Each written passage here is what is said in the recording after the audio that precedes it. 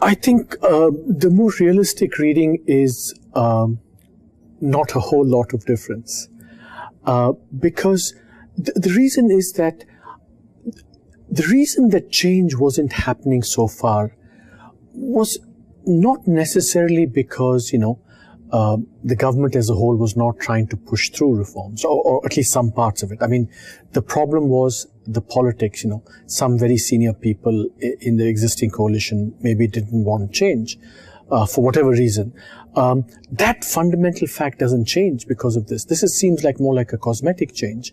I mean, after all, the Prime Minister was still the Prime Minister even before, and if he couldn't push through reforms, suddenly, he becomes finance minister. Why should that give any additional impetus to reforms? So it's not clear. I don't think the politics fundamentally changes.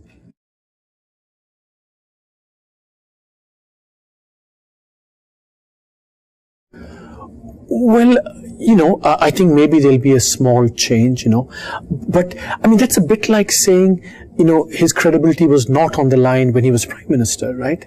And so maybe some extra, some extra credibility on the line, but it's marginal, I think, because fundamentally, we've all known what needs to be done. The Prime Minister knew it, the Finance Minister knew it, they were pushing for it to some extent half-heartedly, but every time they tried to do something, there was always opposition from some quarter or the other. That opposition doesn't seem to have changed. And I think that's the reason why one has to be a little bit skeptical about all these sudden, the sudden feeling that maybe things are going to change substantially.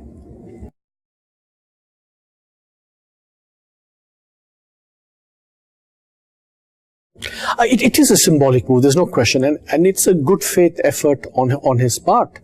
But, we've gone way past the time for symbolism. We've actually got to do things.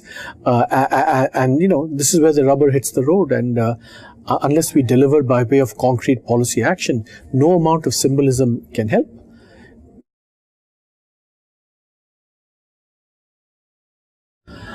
I mean, foreigners always want to be hopeful. I mean, they want things to change. And, certainly the early indications, he said, he's tried to say that, the retroactive taxation business of Vodafone and other companies will change. So I think they're hopeful.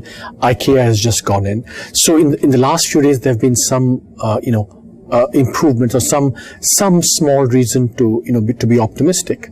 But whether it's going to fundamentally alter the landscape, we don't know. So you see, this is by no means worse than before. Whether it's going to be significantly better than before is the outstanding question.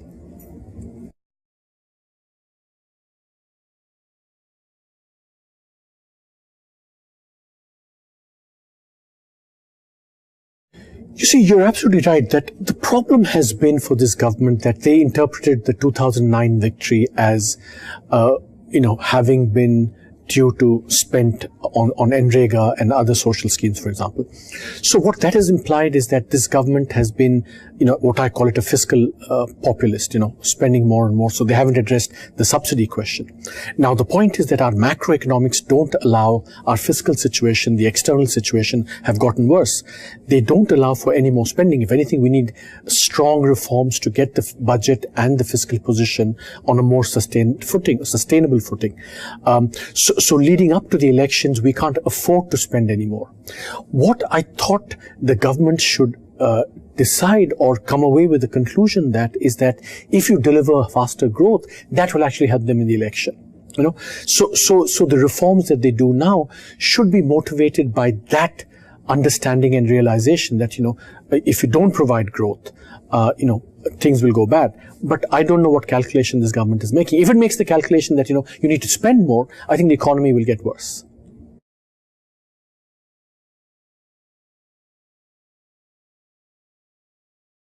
Our problem is that the supply capacity of the economy needs to be boosted.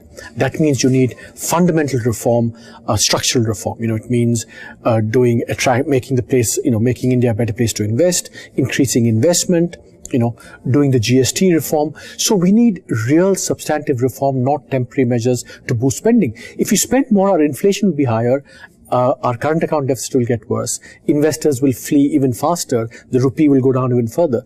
So we need some real old-fashioned structural reform to improve India's growth prospects.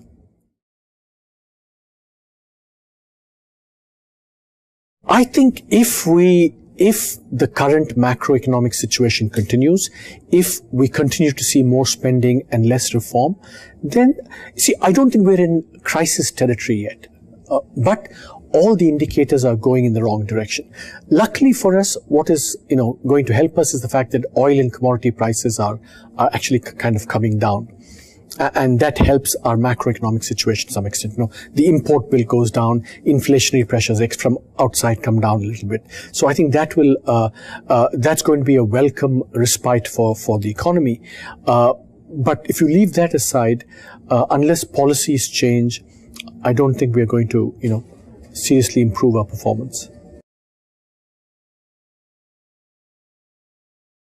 See, the thing is that Europe is a drag on everyone, So whatever is happening to Europe affects all emerging market countries, to varying extents, depends upon how exposed you are to Europe.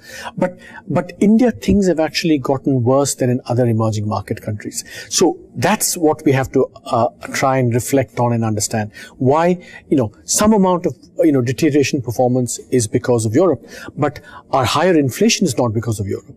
Our current account deficit worsening is not because of Europe. Our fiscal populism is not because of Europe. The fact that we have so much corruption, I use the term saying that we've gone from being an import license quota Raj to a rents Raj, whether it's oil, whether it's commodities or land or spectrum, there's so much corruption which affects the efficiency of the economy. Those have nothing to do with Europe.